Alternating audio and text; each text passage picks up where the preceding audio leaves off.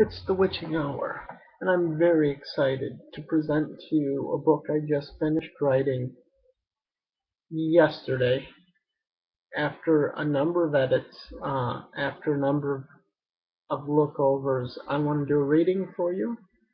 So let us start with a vampire's memoir by Stephan Handbringer. A birth. What is it to a birth, one might ask? One would discover that we do not live or die just once in any life, but we live and die in steps. The heart. Never did I kill with my mind, I killed without it, my blade an extension of myself, as I with it, though this blade was not that which ended so much that would be ended. It was my iron heart of the mountain that was still in the greatest storm. In that place anything was possible, extraordinary things occurred because of it. For the still heart in a storm can protect you from any assault, from any grievance. It is in this stoic peace that we find ourselves peaceful in the malaise and turmoil of the conditions of existence. Without my iron heart of the mountain burning stilly, all things would have crumbled, and they did as the ages passed and mountains crumbled, and artifacts buried in soil and sand that rose from the steady creep of time, so very many things were forgotten by the minds of men. We creatures of the ageless night saw all these things happen. Sands would wear down stones, and the oldest of us would watch the stone wear away to sand. The eldest of us knew no eternal hunger. The peace they made with their beasts quelled the hungry spirit. Yet it took oceans of blood and ageless years to accomplish this serenity. So much blood would flow to fill their pale humor and quell their beast. For such lily white only found flush with the blood of life.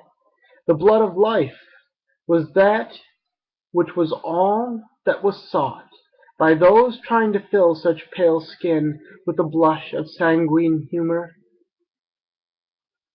It was the life, not the blood, that drove us.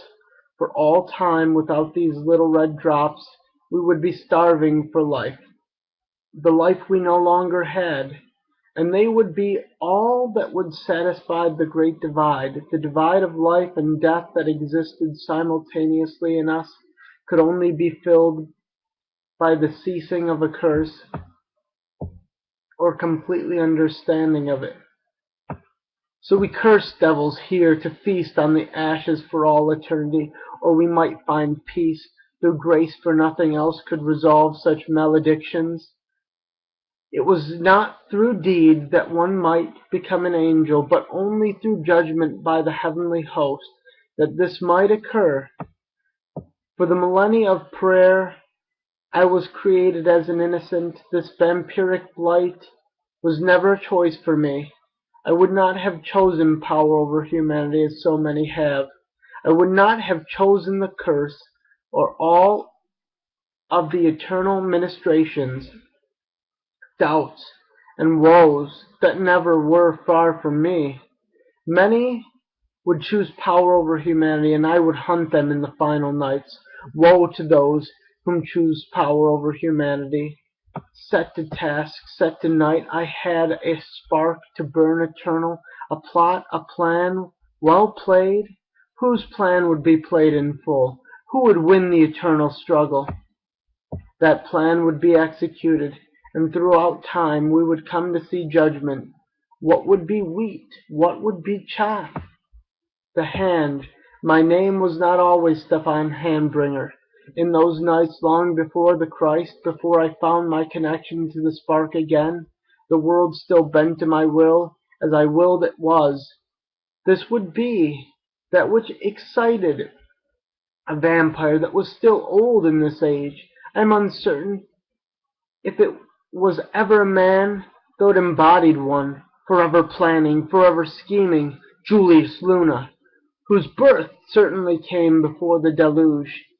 I would not know this name for over an age, for I was to fall into death's sleep periodically from force and by choice. Many such unfortunate events would plague me in this quest. If you live long enough, you will come to find out that just about anything can happen to you, and will.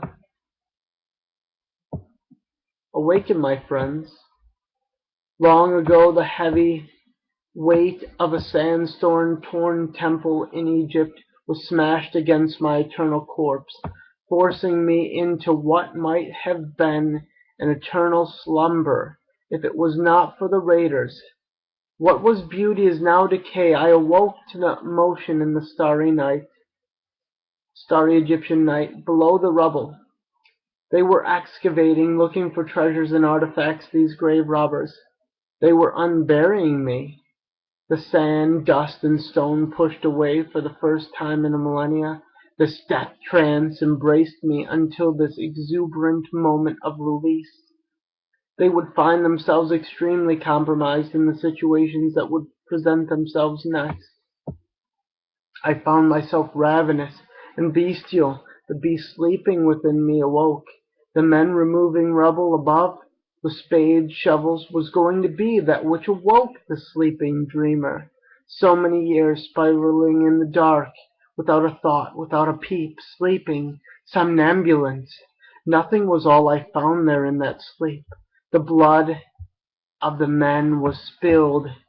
It splattered chaotically and profusely among the ruin and rubble. I was horrified as the beast I am. There was no self-control, no ability to will, only the lust for blood. Death was reaching out of my fangs, my claws. Death became me. When the bloodlust was satisfied, I made a mad rush through the desert as I was chased by the armed guards, the guards firing automatic weapons in the night, hired to protect the tomb from other desert raiders, and me, dodging, dashing, moving through the night with inhuman speed, searching for safety in the night. I ran and ran to the edge of dawn. I buried myself there in the desert sands, for until the moon rose again in a quiet night, until the day broke and night came, I found myself again, my mind satisfied and sane. The thoughts were not the hungers rushing and racing to be solved and absolved. I no longer ran. I was with little worry, for there were threats, but none like me. I am the hunter of hunters. I am Stephan Handbringer.